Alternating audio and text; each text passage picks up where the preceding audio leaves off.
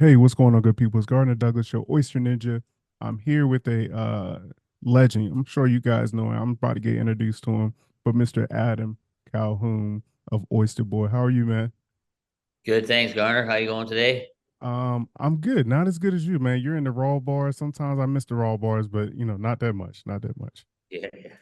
I'm just setting up, getting ready for tonight. As we were talking a little bit before, I've interviewed a bunch of people on the podcast, and your name always keeps coming up, keeps popping up. So my my interest was intrigued. It was tickled a little bit.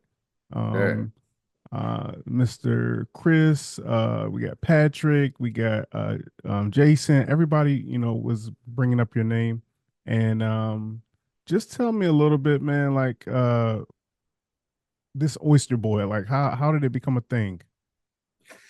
Sure. I was working for a fellow named Rodney Clark at the Ice House, which was the precursor to Rodney's Oyster House when I was 21.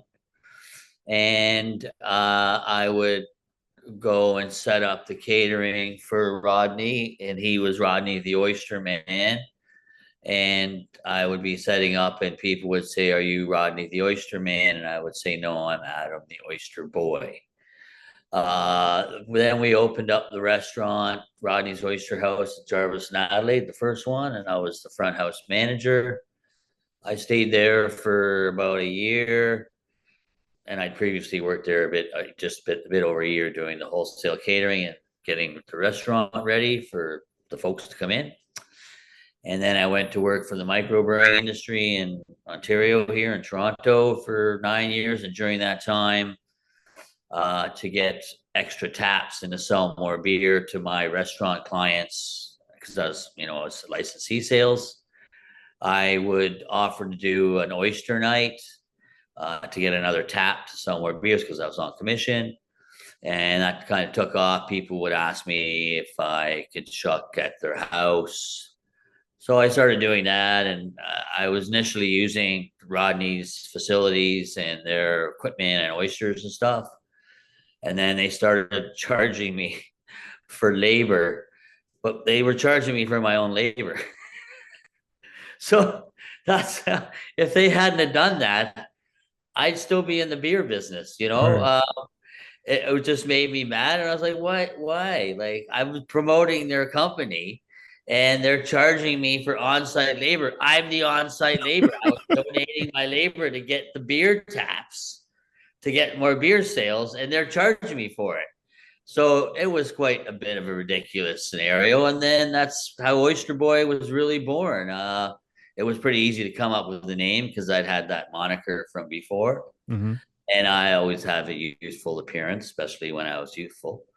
So that's how Oyster Boy was born, and it just really grew. Rodney's was the only game in town up until we came along, just over 30 years ago, and so we instantly were very successful, knock on wood, and of course, kind of culinary awakening of the city of Toronto at the same time. So I just kind of rode that wave, and oysters weren't very popular, and that's why I really, went into the industry because I thought, oh, this is great. It's not that popular, and I can make a niche for myself. But if if if it was as popular as they are now, I would not be in the industry. I'd be in, I don't know, chicken feed or something like that. Chicken feed Got you. boy, whatever. It just was so obscure that it really tickled my fancy, and now they've become so popular and quite mainstream, but that's good too. I guess it's good for the industry. It's good for the oyster growers, and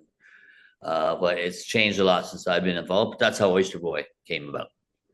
So, I want to get back to, I was reading something, an article somebody wrote about you, and they were saying that you were, like the top beer salesman. Was that because of the oysters pop up? You was, adding on as a plus, or was it just your great salesmanship?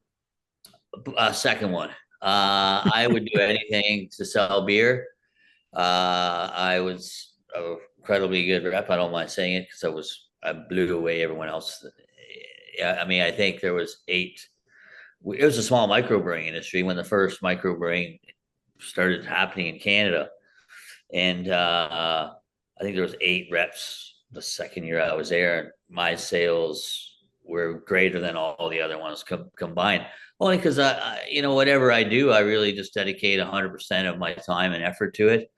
That would be the reason why there's no ring on my finger and I'm single. But I enjoy my work and I enjoy doing an honest day work and giving it all I have. And I did that, whatever I do, whether it's oysters or beer sales or restaurant managing or whatever I do. I give it 120%, 100 million, 1,000%. And I just lived beer and constantly was on the road delivering beer. We had the whole of Ontario was all there. It was brand new industry, like the microbrewing industry. No one knew about small breweries. It was all the big three in Canada. It was all homogeneous, very plain beer. And we had something tasty and different. And it was pretty easy. It was like kind of shooting fish in a barrel, really. It was quite it wasn't very challenging at all. It was pretty easy. So just it's like anything, you just do it and you apply yourself and have confidence in what you do, and it should happen. What was your upbringing when when you were growing up in seafood? Because Toronto isn't connected like to water, right? No, no, just Lake Ontario. Right. So how did you Uh, get connected with seafood and oysters and all that kind of stuff? Honestly, it was just being in the restaurant industry. I had been since I was 13 years old. I was started out as a potato peeler and dishwasher and pot washer, and then by the time I was 15, I was grill cook, uh, and just worked my way up while I was going to school and stuff. And when I came to Toronto, because I was growing up just north of Toronto, I met a fella that was working for Rodney, the Ice House. This is back in 1985.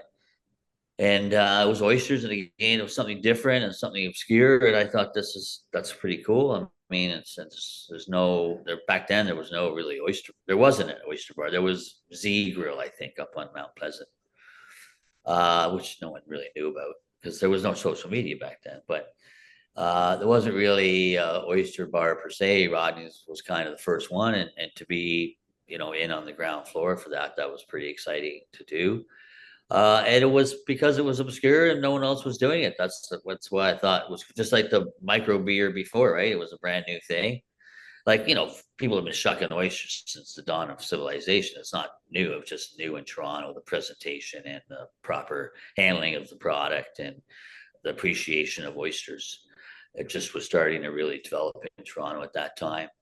And it was also, I was 21 and oysters are an aphrodisiac. And I was like, okay, let's go. Let's going to have some fun with this. So I had lots of fun. That's believe me, it's still working. Right. Do you have any funny stories of like when you first started shucking? I know you said you were a potato peeler.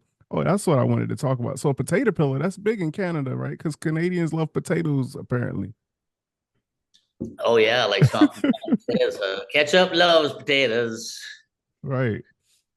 So yeah, do you have any funny stories with your first shucking memories? Yeah, absolutely. There was lots of stuff that happened at the Ice House with Rodney and John and Doug. I was the junior guy in, and those guys were crazy, crazy dudes. I think they were 5 or 6, 7 years older than me. And I cleaned up after a lot of their messes, but they taught me how to party, that's for sure. Rodney would come in. I'd just go set up the party. Rodney would come in and do his thing and leave with 2 women on his arms, and I'd be cleaning up, and I almost dropped that boat into the Lake Ontario a couple times. And Dougie and Johnny used to get together, and when they did a party, they were drinking, like we were drinking on the Right. job all the time. It Yeah. was it was the 80s. You're not just drinking, believe me. Rock stars. And things got out of hand quite often, and they'd send the innocent young kid, the oyster boy, to go clean up their mess the next day or whatever. Some of the stuff I can't really say. I don't want to get anyone in trouble, even this Mm-hmm. day. And I think the main funny story, Garner, is that so many times back then you'd be shucking oysters at an event, and most people would be going ew and gross, and that is, ew, I hate that. It's like, looks like snot, and you're just going, what am I doing this for? But now it's, you go and do a catering party and you're shucking like a maniac because people are, their oysters are so popular. Yeah. uh Funny, and I off the top of my head, that's what I mean, there was lots of, it was funny for them, I guess, but not so funny for me. Right, because you got to clean off the mess. Yeah, so Um, yeah, so whilst I was at the brewery, again, it was, I was, offering to do the oysters to get another tap, right? Because a lot of restaurants and bars would have 4 or 5 or 6, 7 draft taps. So maybe I'd have one, and to get another one, I would say, hey, let's do an oyster night once a month, and we'll, do a pint of the beer, Upper Canada Lager, or Rebellion, or Dark Ale, whatever it was, with 6 oysters for a special price, and drum up business. So I was like, I'll get you, you buy the oysters, I'll come in, shuck the oysters, talk to people about the oysters and the beer, and we'll have fun. And it was a lot of fun. I did that at quite a few different places over the years, and it really took off. It was, that's how Oyster Boy took off. So what the brewery was happening is the brewery got sold because everything was really popular. And as they were getting sold, I got a buyout, and I opened my first restaurant, was just down the street, 10 doors that way, called Swan Restaurant. And we put a little oyster bar in there too. And then Oyster Boy Catering really took off. Before I opened this place, I had 350,000 in sales, just catering offsite and wholesale. We that's opened this crazy. place 25 years ago this June. Mm-hmm. That's crazy to think about, the just the sales in those times. That's Yeah, that was, amazing. yeah, it's quite big. As far as like the catering, how do you think the catering has changed from when you started to like now? Cool. Well, a lot more caterers, that's for sure. And there's a lot more wholesalers. I mean, 14 years ago, we were probably the third largest distributor in Canada. Now we're probably seventh or sixth or something, because of the fisheries, all the people that are sell fish are selling oysters. And catering, it's more of a mainstream thing, which is good. So we're busier than we were 15 years ago. Obviously, there's more people to do it. More people know how to shuck oysters, and so that's good. A lot of caterers are doing their own. We used to subcontract for a lot of the caterers, and just go in and they would hire us, and we'd say, oh, we're working for this caterer. But a lot of them can do it now because more and more people know how to shuck oysters, which is good for the industry. I've taught thousands and thousands and thousands of people to shuck oysters over the years, lots of industry people. So it's much more common, it's much more popular. And so, it's very good. Um, you're not getting the weird looks anymore at all. So that's nice. And way more acceptance and uh, eagerness to eat the oysters, much more positivity around the oysters, and doing events that, like we do suffered construction unions, right? And it's like all these construction workers, it's like, that's awesome. You would never think that a while ago, like 20 years ago. So it's much more mainstream, which is good. Oysters, that's why I said that in 1999, oysters are the chicken wing of the new millennium, right? So and it's true, they are. It's unbelievable. I mean, the one thing that I would say is the negativity part of it is some restaurants use oysters as a loss leader, like a bucket shuck, or discount the oysters. And I always feel that that doesn't do justice to the animal, the product, nor the people that fish it, because it's not like chickens where they just go in a big barn and there's automatic feeders, and they get their chemicals, or what is it called? Viruses, or what is it called? Injections. The steroids. Yeah, steroids, or what do you get when you inoculations, all the chemicals to keep them healthy. Oysters aren't like that. They're grown in the wild, and the oyster farmers are more wranglers working with what Mother Nature provides, and there's a lot of work for a good, well shaped oyster and a healthy oyster that goes into it. And I feel that the bucket shuck and discounting oysters does not pay homage to the people that have worked so hard on the oysters. And we try to tell people every day is like, it's not just this animal has been handled 50 or 60 times before it's come here, and it's a lot of work has gone into it. So whether you're eating it or learning how to shuck it, you must respect the animal and respect the people that are touched that and made that product come here, and the animal what it is. No doubt, man. That's oyster appreciation. And Truly. I totally agree with you. Um for a new when's the last time you hired an oyster shucker for your restaurant? Hired? Yeah, when's the last time you hired an oyster shucker? Well, I don't really hire shuckers. I hire servers Hmm. and teach them how to shuck, Nice. because most oyster shuckers are assholes, as I know I am one. I don't hang out with any oyster shuckers. I'm glad you said it to my face. Yeah, it's okay. Uh, I don't hang out with anyone that shucks oysters except, whatever my staff that I've taught. Um, so I hire servers to shuck. I did hire a guy recently, and we'll see if he works out. But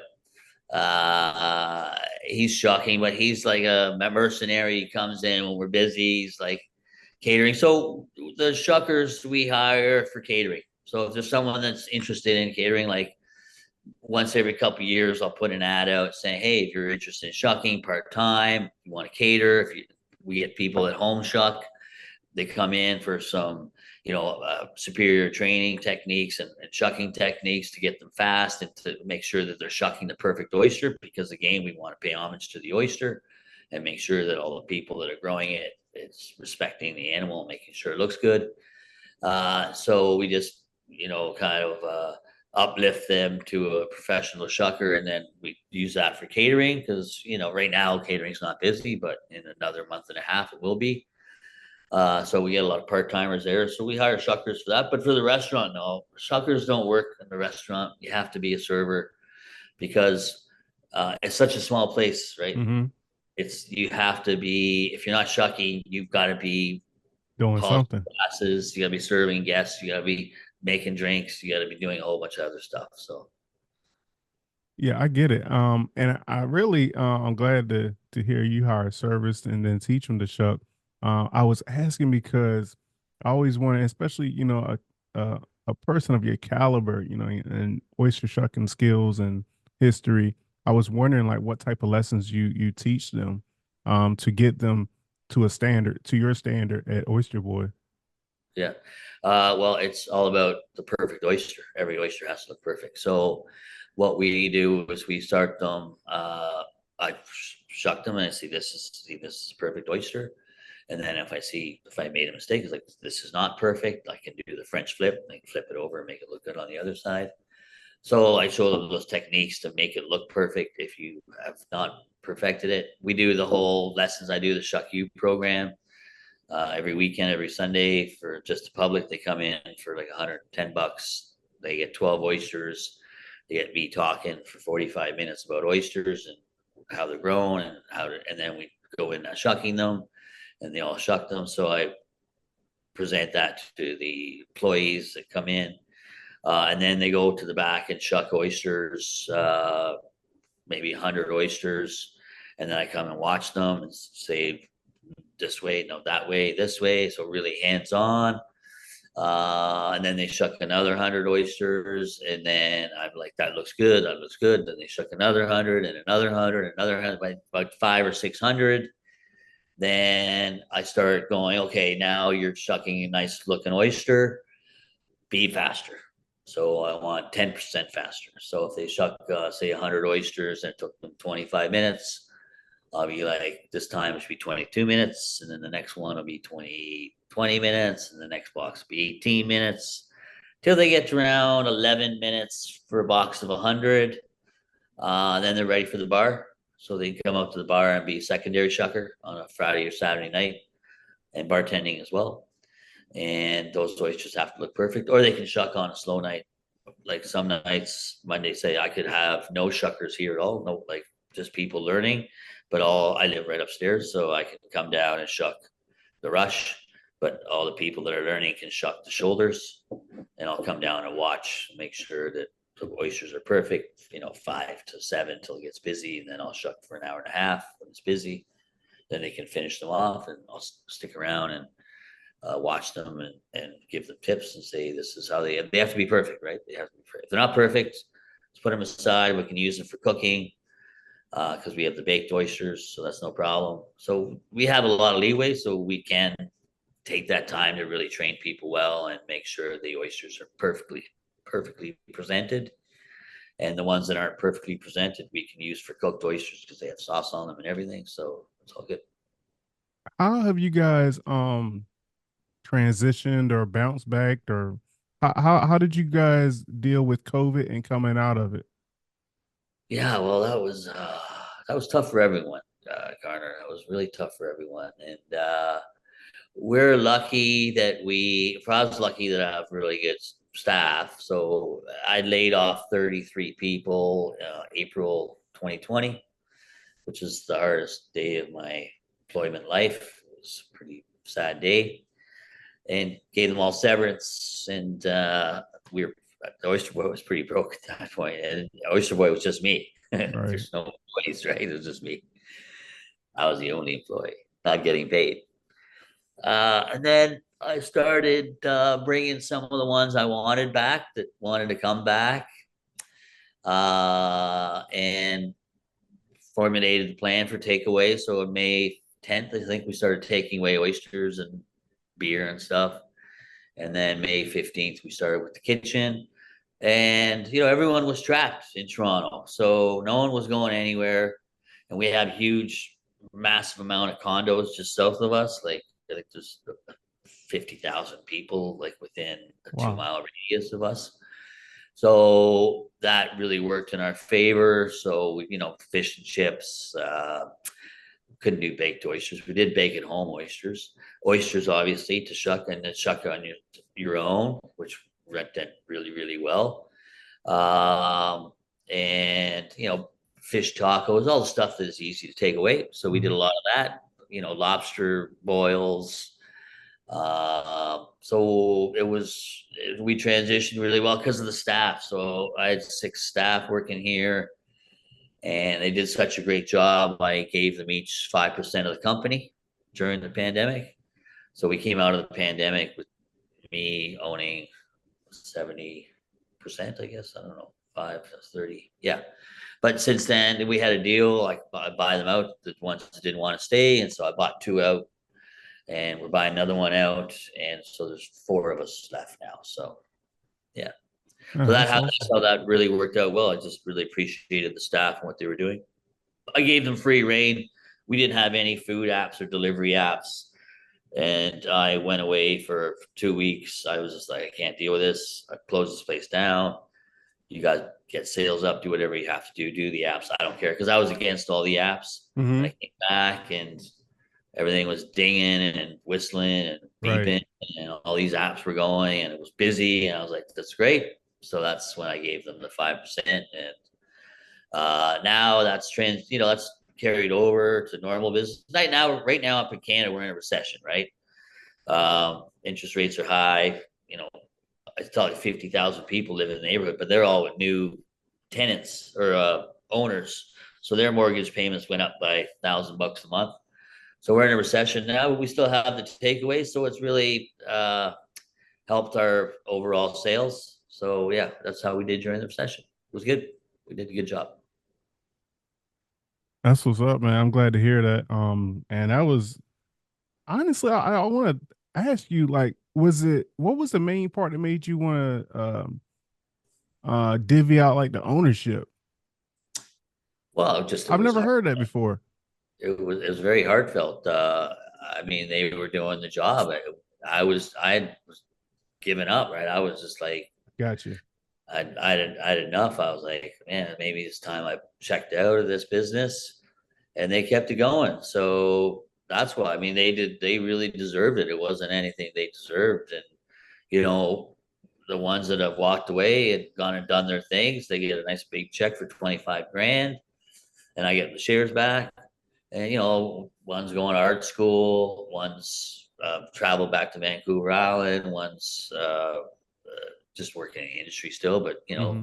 has the money, is going to Europe or something. So yeah, they're all doing fun things with the money because they deserve it. They're all young, right? So hopefully that instills the uh, reward, hard work ethic in them, and yeah, they're doing good. Oh, oysters coming in. Here's some oysters coming in right there. Oh wow, what kind are they? Those are St. Simone's from Shippagan, New Brunswick. Mallet. Nice. Yeah. St. Simone's. I don't believe I've had those before. That's way up north, New Brunswick. Just right. So the St. Lawrence Market, the St. Lawrence River comes out and it gets all that fresh. There's a lot of fresh water coming in there, a lot of the ocean, but these will be salty because they've been hibernating for a while. So, but they're good. They're good, strong oysters. All right, so we made it through the pandemic. You did what you had to do to keep going. Really. Um, so now, and even over the past 30 years, like how do you keep changing the circle, the ball? You know what I mean? Like because you're staying in business, you're successful. Um, do you I guess how do you stay ahead of the game? Oh, it's just you see, you become the game, You man. become the game. Oyster Boy is not a job; it's a lifestyle, right? Right. So, there's no separation between my private life and Oyster Boy. It's all the same. It's that's what I do. I sleep upstairs. I don't see any. I don't have much of a personal life. I hang out with all restaurant people and chefs and owners. Like I go on to two parties this weekend, both the birthday parties for restaurant owners in Toronto. And I'm just invited. I'm just a friend, and I'll bring some oysters. They all know I'll bring oysters. So just hang out with industry people. It's my life. It's the life I chose. I chose a life of service, and Mhm. I picked a great vehicle to to take with me and to represent, which is the oyster. What do you see for the future for Oyster Boy? Or where would you like it to go? Well, the fella there behind who's bringing in the oysters, that's Mark Straczynski. He owns more than 5%. Because we talked about this. Mark and I have been talking about ownership for 7 years. Hmm. He's the heir apparent to take over my job. Right now, he does wholesale catering, and he's my assistant general manager.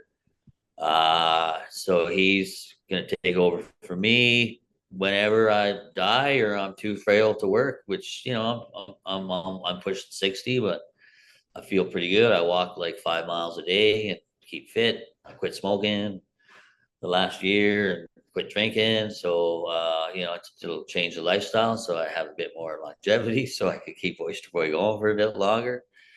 I feel pretty good. I'm up and down those stairs 10 times, 100 times a day. So I feel good. I feel good physically and mentally and emotionally. And Mark's, he's the guy taking over. Here he comes now. Here's the general manager of the future and Nice. over. So every time I buy someone out, I get some of the shares and Mark gets some of the shares too, right? So he Okay. doesn't have to buy any shares because he's earned it. He works so hard, and he comes in. He's here 7 days. He's thinking about the place 7 days a week. Comes in 6 days a week, and he's very dedicated to Oyster Boy, and he loves oysters, and he's really good at it as well. What Really, can potential oyster lovers expect when they come to Oyster Boy? a lot of knowledge, a lot of respect for the product. Some good people. We have really good good service. Uh, it's kind of a home style place. People feel really at home here. It's been here for 25 years. It's been a restaurant. This facility has been a restaurant for over 70 years. So it's kind of got that. ghostly feeling of hospitality, like it's built into the bricks and mortar. And expect, just a good product, good oysters, good seafood. We've got a great chef, Kong. He's one of the owners. And he's putting out some great food. We're changing the menu up next week, so nothing drastic or anything, but just good fish. We've been around for a long time, Garner, so we have good relationships with not just the oyster growers around the country and the world, I guess, but uh, fit people that sell fin fish in Toronto, and sometimes we buy direct from the coasts. We have, we're known, so we do get good fish, and people know I know what is good. So no one is shipping us shit stuff because it's my life. I've been doing this for my whole life. I know finfish, I know shellfish, I know what the dates are, the codes. I know everything about anything to do with oysters and finfish coming to a restaurant in Toronto. And anything I don't know, I'm going to learn because you never stop learning. So they can expect high quality for very reasonable price and a very good service aspect of the facility as well. And again, like there's loads of regulars here. You're going to feel at home if you're coming from anywhere. Nice, man. So where are you located? You want to drop that address, that Surely, heading, and 872 Queen Street West, where our Instagram is Oyster Boy Toronto. Our website is oysterboy.ca. My Instagram is Adam underscore of underscore oyster underscore boy. So we're Toronto, Ontario, Canada, and we're very Googleable. You just Google up Oyster Boy, and we're right there. Boom! It's right in your face. all Because over the place? so we were here before Google, before the World Wide Web. I've run this business, so it's when people call me and send me emails. Hey, would you like to get more exposure? And I tell them, listen, I expose myself all the time. It's what I do every day. I'm the Oyster Boy. Right. Yeah. All right, thanks, man. I appreciate you sitting down having a conversation with the Oyster Ninja podcast, and I hope some listeners come and check you out on a trip to Canada, or if they're already up there and they're close Certainly. by. Please tell them to say hi and mention your name, and I'll make sure I charge them double. There you go. There you go. That's how we do it. That's how we do it. That did it.